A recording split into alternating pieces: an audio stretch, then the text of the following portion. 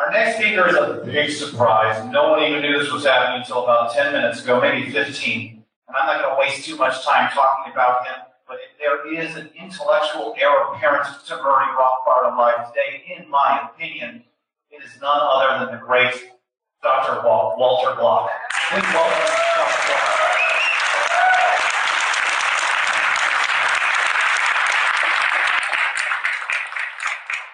Wow, that's a great honor. I'm just happy to be mentioned in the same sentence with Murray Rothbard. Heir apparent is probably too high for me, but I'll do my best to be worthy of that. Thanks for the introduction.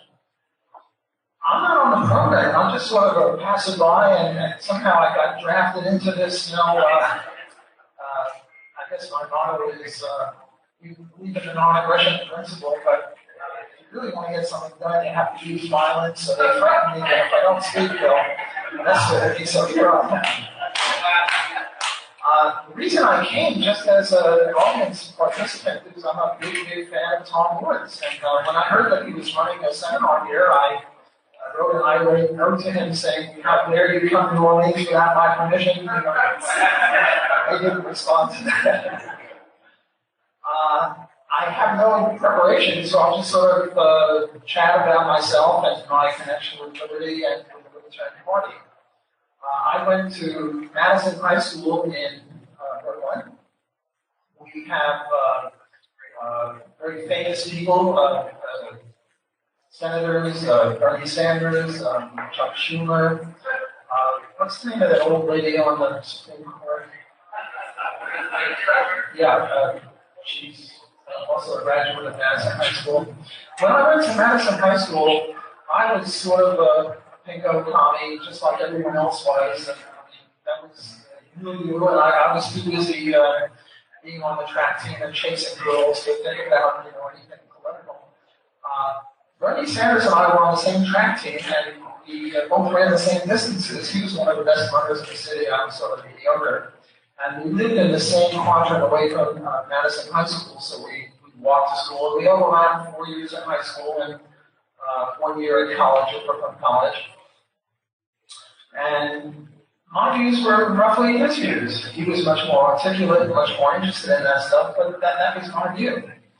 And then what happened, my epiphany, I was at Brooklyn College, and I was a senior then, and Ayn Rand came to lecture at Brooklyn College, and maybe I was a junior, I forget, and she was evil because she favored free enterprise. So I had to come and boo and hiss her and try to, show that people at Brooklyn College hated free enterprise because it was evil, because, you have starving babies in the street if you had free enterprise, because capitalism and profit is evil, So I booed and hissed her. I promised I'd boo and hiss Murray Saber, but somehow it's a buddy of mine, so I did that. But I was booing, and at the end of the thing, they said they're having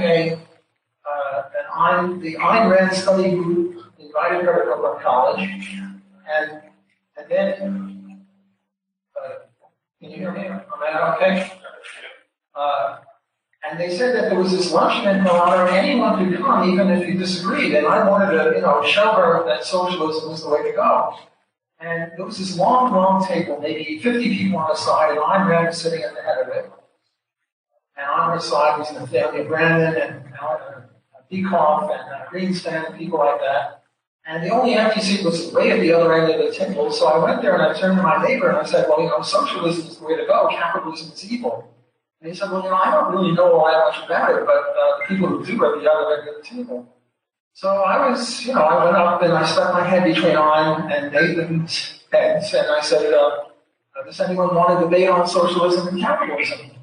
And they said, yes, we're interested in who, and I said, me. And Brandon was very, very nice. Nathaniel Brandon said, look, there's no room for you at this end of the table, but I'll go to the other end of the table and talk to you about this under two conditions. One, you don't allow this conversation to lapse. We continue until we settle. And secondly, you're going to read 2 books that I'll recommend. And I agreed. The 2 books were Atlas Shrugged and Economics in One Lesson by Henry Axel. I'm now a professor of economics, and in my intro courses, just which 2 books I include in addition to the textbook.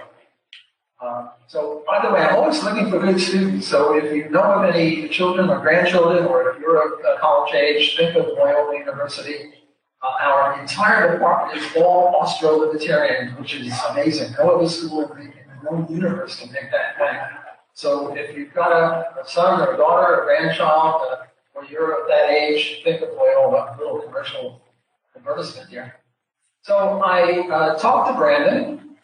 Read the books. I came to his house in Manhattan, and to Ayn Rand's house, and I was converted. I wasn't an anarcho-capitalist quite yet.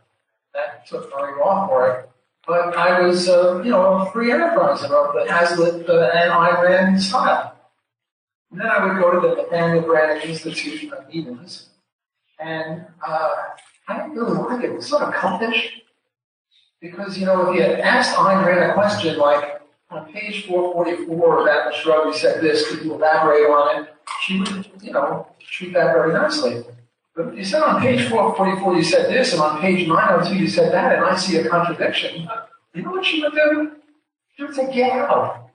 She would kick you out. I mean, this didn't seem cool to me. So I would leave it off, and I wouldn't go there for 6 months, but these were the only free enterprise people I knew. So I would sort of have this schizophrenic approach avoidance thing. I'd go there for 6 months, and I'd get disgusted, and I'd leave. And now I was a graduate student at Columbia, trying to get my PhD, and Larry Moss was in one of my classes. And he said, you're going to meet this guy Murray Rothbard because he's an anarchist. I said, anarchist is evil. Because remember, I was a Randian. Randoid, well, not George, but at least Randian.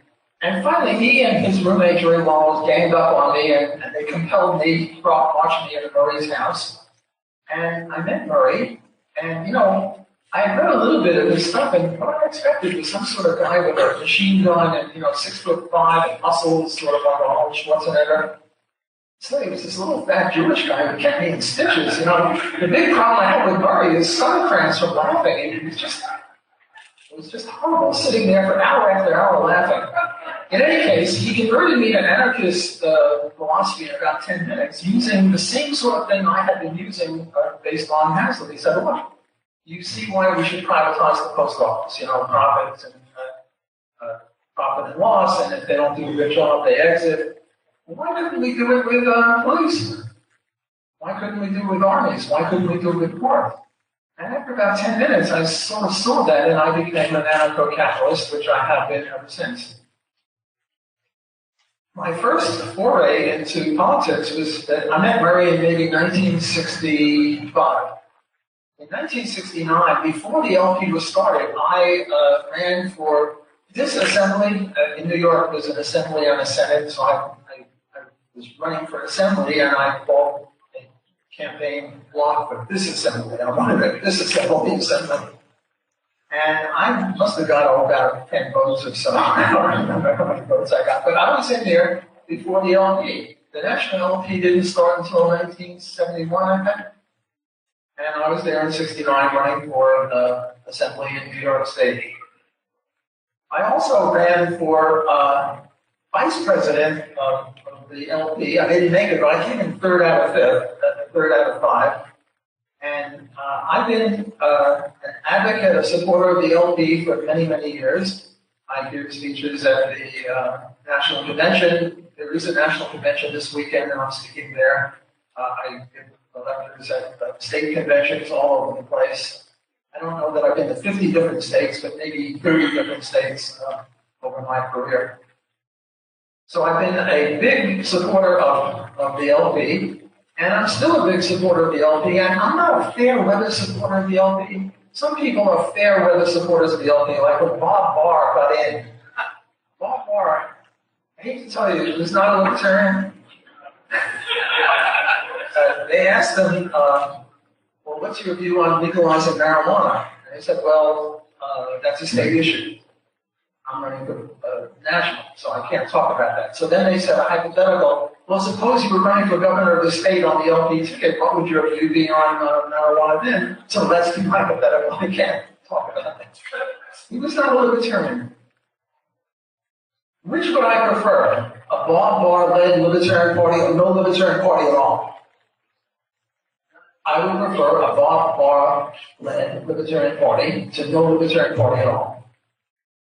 I mean, I'm not happy with this. Look, I favored Donald Trump over Hillary. I'm not happy with Donald, but it's a matter of, you have two choices. Which do you want?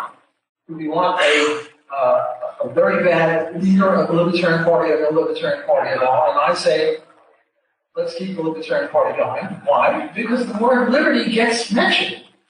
When I started in my career as a Libertarian in 1963, 1962, the word liberty was never mentioned. Libertarian was confused with, I don't know, libertine or libertinian or something like that. At least the word libertarian is now used. So I favor the LP, what do they say, hell or high water, what have you. Naturally, I support a pure libertarian. I mean, if Ron and Paul were running for the LP candidacy, I would support them. And by the way, as I said before, if you really want to get something done, you have to use violence. Follow this non-aggression principle. So what we want to do is go out to Texas and compel him. Just kidding, of course, but I'm very tempted. Wouldn't it be great if we could somehow compel him to do that? So, I don't know, I'm sort of running out of steam. I've given my past history, I've given my connection with the LP. I think I have a minute or two left, so are there questions? I'd be willing to comment, or people have questions or comments. Yes, sir. Of all the Roth Bar books, which one do you recommend? Of all the Roth Bar books, which one do I recommend most? Well, for libertarianism, for New Liberty and the Ethics of Liberty, and for economics, Man Economy State. I'm losing my marbles. Man Economy State. I didn't see that. You're lucky I'm not drooling yet, but Man Economy State, and Power and Market would be for economics. Other questions or comments? By the way, my main claim to fame is I once shook the hand of Ludwig von Mises, and I never washed my hands since. So if you shake my hand, you channel Mises, you get a little dirty. So now's the chance to ask a question of somebody who shook the hand of Mises. Yes, sir. On Trump and your comments, how do you think he bounces out so far? Well, he's done some good things, he's done some bad things. The question is, what's my assessment of Donald Trump? Compare, the joke is that an economist is asked, how was your life? And the answer is, compared to what? Well, Donald Trump compared to what? Compared to Ron Paul, he's horrible. Compared to Hillary? Well, you never know what Hillary would have done. I suspect we'd be in the nuclear confrontation with Russia with Hillary, so at least Donald hasn't done that. On the other hand, he's doing the tariff, which is horrible. On the other hand, he's deregulating some stuff, and I don't know, Gorsuch was better than Obama's Garland Supreme Court nomination, and now he's going to do another Supreme Court nomination who will be better than who Hillary would have picked.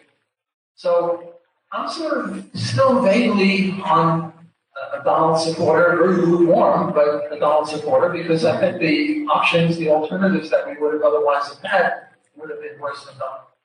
But, I've been writing articles on newrockwell.com and elsewhere saying, Donald really he should take my course in economics 101 on tariffs, and, that's just horrible what he's doing there. That's starting all sorts of trade wars. On the other hand, taxes are a little lower and deregulation, so give him a C- or something like that.